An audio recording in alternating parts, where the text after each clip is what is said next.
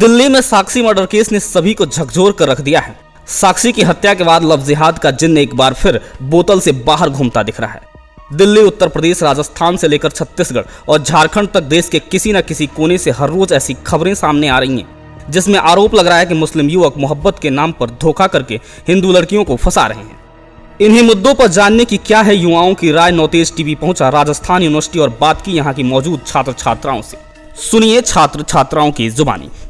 अगर जो भी कोई भी व्यक्ति किसी भी महिला या किसी भी लड़की के साथ में ऐसी कोई घटना करता है तो उसको कड़ी से कड़ी सजा मिलनी चाहिए। महिला सुरक्षा की बातें बातों तक ही सीमित रहती हैं, वो अगर जमीनी स्तर पर करी जाए तो बात ही कुछ अलग होगी। तो आप ऐसा कोई कानून क्यों नहीं बनाते हो कि घटना करने वाला 3 बार सोचेगा कि यार अगर मैं ऐसी घटना करूंगा तो मुझे कितना दर्द सहन करना पड़ेगा। कहीं ना कहीं परिवार के आचरण, परिवार की संस्कृति, परिवार के जो हमें परिपाटी सिखाई जाती है वो कहीं ना कहीं आड़े आती है। तो एक ऐसा कड़ा कानून बनना चाहिए जो भी इस तरह की घटना करता है, चाहे वो किसी भी समुदाय से हो, किसी भी जाति से हो, किसी भी धर्म से हो, उसको कड़ी से कड़ी सजा मिले और 100 बार नहीं 1000 बार उसको सोचने के लिए मजबूर होना पड़े। उसके साथ साथ उसके परिवार को भी कुछ ऐसी सजा दी जाए ताकि उसको ये सोचना पड़े कि यार मैंने गलत किया तो मेरे साथ मेरा परिवार भी डूबेगा।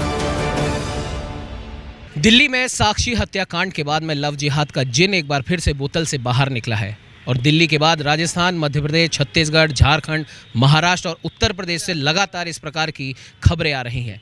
एक खास संप्रदाय के लोग लड़कियों को बहलाते हैं, फुसलाते हैं, लिव इन में उनके साथ रहते हैं और बाद में जब उनकी नहीं चलती तो उनकी बेरहमी से हत्या कर देते हैं। फिर भले ही वो साक्षी हत्याकांड हो या मुंबई में हुआ हत्याकांड, विभत्स हत्याकांड जिसमें लड़की के टुकड़े करके उसे कुकर में उबाल दिया। राजस्थान यूनिवर्सिटी में आज हम मौजूद हैं, कुछ छात्र हमारे साथ यहाँ पर हैं, उनसे जानेंगे क्या उनकी राय है और इस मुद्दे पर उनका क्या कुछ कहना है, क्या आक्रोश उनके अंदर भरा है, क्या कहना चाहेंगे आप?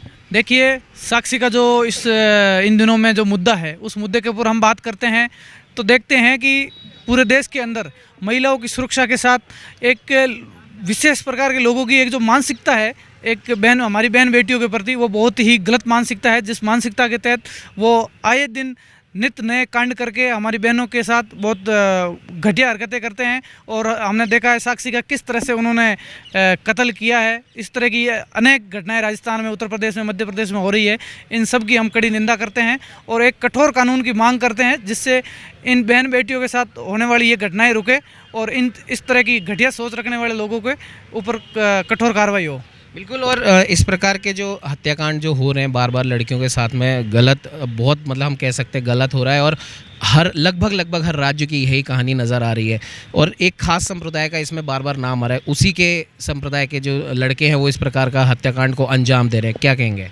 देखिए, जिस तरीके से पूरे प्रदेश में हम चारों तरफ नज़र डालें तो अभी गत दिवस दिल्ली में हमारी बहन साक्षी के साथ जो अत्याचार हुआ, कुछ असामाजिक तत्वों द्वारा हमारी बहनों के साथ पहले उनको प्रेम जाल में फंसाया जाता है, उसके बाद उसके साथ संबंध बनाए जाते हैं, शादी की जाती है, फिर अंतिम समय आता है तब उनको चाकुओं से गोंद कर हत्या कर दी जाती है। हम बात करते हैं महिला सुरक्षा की, हमारे प्रदेश में, पूरे देश में कहाँ महिला सुरक्षा नज़र आ रही है? आए दिन बहन बेटियों के साथ अत्याचार हो रहा है। मैं विद्यार्थी परिषद की तरफ से मांग करता हूँ कि हमारी बहन बेटियों की सुरक्षा के लिए कठोर से कठोर कानून सरकारों को लाना चाहिए जिससे हमारी बहन बेटियाँ एक अच्छे सुरक्षित व्यवस्था में चारों तरफ घूम सके, एक आज़ाद छात्रा के रूप में कार्य कर सके।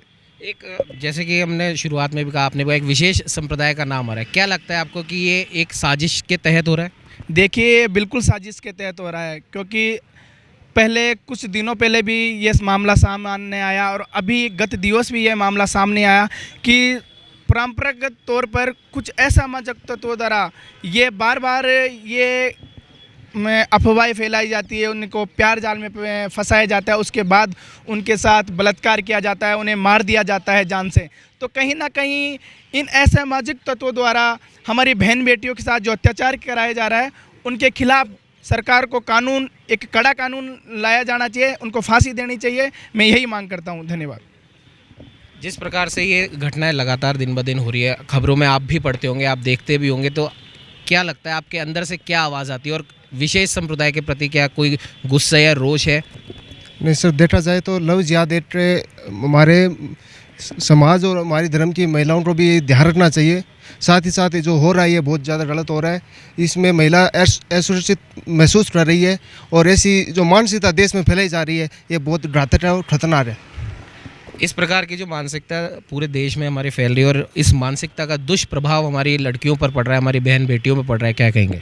देखिए, मैं ये कहना चाहूँगा कि कहीं ना कहीं आज जब से केंद्र में कुछ मान लो सरकारें बदली हैं, उसके बाद से जो मतलब महिलाओं में जो असुरक्षा का माहौल बना है, अपनी बहनों में असुरक्षा का माहौल बना है, ये बहुत ही मतलब सोचनीय है। और हम सब लोगों को इसको सोच के इसके बारे में ज़्यादा से ज़्यादा अच्छे मतलब मोटिवेशनली मतलब अपने बहन बेटियों को इसके बारे में समझाना चाहिए। और मैं तो यही कहूँगा कि महिला सुरक्षा पर कुछ कड़े कानून बनने चाहिए, कुछ नियम बनने चाहिए, ताकि भविष्य में ऐसी कोई घटनाएँ घटित ना हो। कुछ लड़कियां भी हमारे साथ में, उनसे भी जानेंगे। आप एक लड़की हैं और जितने भी दिल्ली हो, राजस्थान हो, मध्य प्रदेश हो, महाराष्ट्र हो, छत्तीसगढ़ हो, झारखंड हो, यानी हम ये कह सकते हैं कि देश का कोई कोना इस प्रकार की घटनाओं से छूट नहीं रहा है। क्या कहना चाहेंगे? और इस प्रकार की जब घटनाएं आप सुनती हैं, आप पढ़ती हैं, तो आपके मन में क्या आता है? देखिए, मैं राजस्थान विश्वविद्यालय की छात्रा हूँ और ये जो घटना अभी दिल्ली में हुई, मैं इसमें पहले तो किसी जाति या समुदाय के ऊपर कटाक्ष नहीं करना चाहूँगी, क्योंकि ये तो एक तरीका है, एक एजेंडा है। अगर कोई भी ऐसी घटना हो रही है तो कई घटनाएं हिंदू के बीच भी हो रही हैं, लोगों तक पहुंचती नहीं है, वो बात अलग है। एक तरीका होता है कि हाँ, जो मुद्दा जिस तरीके से चल रहा होता है उसको ज़्यादा बढ़ाने की कोशिश की जाती है। बाकी रही बात सुरक्षा की, तो चाहे वो मुस्लिम हो चाहे हिंदू हो, अगर जो भी कोई भी व्यक्ति किसी भी महिला या किसी भी लड़की के साथ में ऐसी कोई घटना करता है तो उसको कड़ी से कड़ी सज़ा मिलनी चाहिए। और इतनी कड़ी सज़ा मिलनी चाहिए कि अगला व्यक्ति जो ऐसा करने के बारे में सोचे, उसको भी 2 बार ऐसे लगे कि हाँ यार, अगर मैं ऐसा करता हूँ तो मुझे इन परिणामों से गुजरना पड़ेगा। तो सरकार चाहे कोई सी भी हो, बातें सिर्फ महिला सुरक्षा की बातों तक ही सीमित रहती हैं। वो अगर ज़मीनी स्तर पर करी जाए तो बात ही कुछ अलग होगी। और मतलब आप ये कहना चाहते हैं एक कड़ा कानून ऐसा आना चाहिए कि किसी को भी इस प्रकार की घटना करने ही नहीं, सोचने से पहले भी डर लगे। बिल्कुल बिल्कुल, क्योंकि ये हमारे देश में कोई आज ही नहीं, ये काफ़ी सालों से होता आ रहा है। तो अगर आप सरकारें बदल रही है तो फिर उनका अगर सरकार बदल रही है तो जो घटनाएं हुई उनमें भी तो कुछ चेंजेस आने चाहिए, पर जुर्म तो उतने ही हो रहे हैं। तो आप ऐसा कोई कानून क्यों नहीं बनाते हो कि घटना करने वाला 3 बार सोचेगा कि यार, अगर मैं ऐसी घटना करूंगा तो मुझे कितना दर्द सहन करना पड़ेगा। जितना दर्द वो लड़कियों को देते हैं ये घटना करने वाले, उतना ही दर्द एक बार उनके जहन में आना चाहिए कि शायद अगर मैं ऐसा किसी लड़की के साथ करता हूं तो मुझे इस तरीके से इस परिस्थिति का सामना करना पड़ेगा। और एक चीज़ और यहाँ पर देखने वाली ये है कि जो इन लड़कों के जो परिवार वाले हैं, क्या आपको नहीं लगता कि उन परिवार वालों का भी कोई ना कोई 1% ही सही लेकिन दोष तो है? क्या अगर वो अपने बच्चों को इस प्रकार की शिक्षा देते कि भाई आपको महिलाओं का सम्मान करना है, लड़कियों का सम्मान करना है, किसी के साथ इस प्रकार की कोई घटना करनी नहीं, और अगर हो रही है तो उसके विरोध में आपको आवाज़ भी उठानी है, तो उस परिवार की भी गलती है? बिल्कुल, देखिए, कहीं ना कहीं परिवार के आचरण, परिवार की संस्कृति, परिवार के जो हमें परिपाटी सिखाई जाती है वो कहीं ना कहीं आड़े आती है। ये जैसे हम पिछले दिनों के जितने भी केस देखे उनके अंदर 99% केस के अंदर एक विशेष जाति के लोग शामिल है। मैं खुला कहता हूँ, क्योंकि उन लोगों के अंदर सीधी मानसिकता है एक हिंदू लड़की को फंसाना है, उसके साथ पूरा षड्यंत्र करके सारी योजनाओं से काम करना है, अंतिम समय में उसको छोड़ देना है। ये एक सुनियोजित तरीके से षड्यंत्र करके काम किया जाता है। यदि मैं गलत करता हूं तो मेरे माँ बाप, मैं गलत हूं तो मेरे लिए गलत बोलेंगे। यदि वो गलत करते हैं तो उनके माँ बाप को बोलना चाहिए कि हमारे बेटे ने गलत किया। ये क्यों नहीं बोलते हैं? यही सबसे बड़ी बीमारी है। इसलिए हम सीधा कहते हैं कि एक विशेष समुदाय के द्वारा ये षड्यंत्र किया जा रहा है। क्या लगता है आपको कि अब समय आ गया है कि देश में एक ऐसा कड़ा कानून बने जिसकी वजह से, उस कानून की वजह से, उस कानून के डर की वजह से 100 बार आदमी सोचे इस प्रकार का काम करने से पहले? बिल्कुल, एक ऐसा कड़ा कानून बनना चाहिए, जो भी इस तरह की घटना करता है, चाहे वो किसी भी समुदाय से हो, किसी भी जाति से हो, किसी भी धर्म से हो, उसको कड़ी से कड़ी सज़ा मिले। और 100 बार नहीं, 1000 बार उसको सोचने के लिए मजबूर होना पड़े। और उसको ये भी सोचना पड़े, मैं तो कह रहा हूँ यहाँ तक कि उसके साथ साथ उसके परिवार को भी कुछ ऐसी सज़ा दी जाए ताकि उसको ये सोचना पड़े कि यार, मैंने गलत किया तो मेरे साथ मेरा परिवार भी डूबेगा। इसलिए सरकार को, केंद्र सरकार को तुरंत इस प्रकार का बड़ा एक निर्णय लेके और बड़ा एक नियम लाना चाहिए जिससे हमारे देश की बहन बेटियां सुरक्षित रह सके। बिल्कुल। और एक विशेष चीज़ हम ये जानना चाहेंगे, अगर हम सऊदी देशों की हम बात करें, वहाँ पे ऐसे कानून है कि कोई भी व्यक्ति चोरी करने से पहले भी 10 बार सोचता है। क्या आपको लगता है, हालांकि ये एक बहस का विषय है, एक चर्चा का विषय है, लेकिन क्या उस प्रकार के कोई कानून हमारे देश में इम्प्लीमेंट हो या उसके जैसे हो ताकि अपराधी डरें? देखिए, कहीं ना कहीं इनमें कुछ सरकारों का भी दोष है। और मैं मांग करता हूँ उन सरकारों से कि किसी विशेष समुदाय या जाति के द्वारा ये हमारी बहन बेटियों के साथ अत्याचार किया जा रहा है, उन लोगों के द्वारा ये अत्याचार करने पर कोई कानून नहीं बनता। वो खुले देश में घूमते हैं, प्रदेश में घूमते हैं, तो कहीं ना कहीं हमारे बेटियां सुरक्षित इसलिए नहीं क्योंकि जो अपराधी है वो तो खुले घूम रहे हैं। तो मैं मांग करता हूं कि इन लोगों के ऊपर कार्रवाई होनी चाहिए और एक कड़ा कानून बनकर इन लोगों को ऐसी सज़ा देनी चाहिए कि ये ऐसा सोच करने की तो दूर, सोचने से पहले भी ये कार्य नहीं करें। बिल्कुल। और कानून की इन्होंने बात करी, आप भी कह रहे हैं कि एक कठोर कानून इसमें बनना चाहिए ताकि अपराधी सोचें। और जिस प्रकार से अभी इन्होंने भी कहा कि अपराधी को डर इसलिए नहीं है क्योंकि वो कानून की जो पेचीदगियाँ हैं वो उसका फ़ायदा उठा लेता है और उसको इसीलिए कोई भी अपराध करते समय उसे डर नहीं लगता, भले वो अपराध कितना भी बड़ा हो। देखिए, रही बात कानून की, तो जो भारत देश का संविधान है वो इतना लचीला है कि ना तो इसमें कोई ज़्यादा मुश्किल है। अगर इसको सही तरीके से लिया जाए तो हम अपराधी को बहुत जल्दी पकड़ सकते हैं।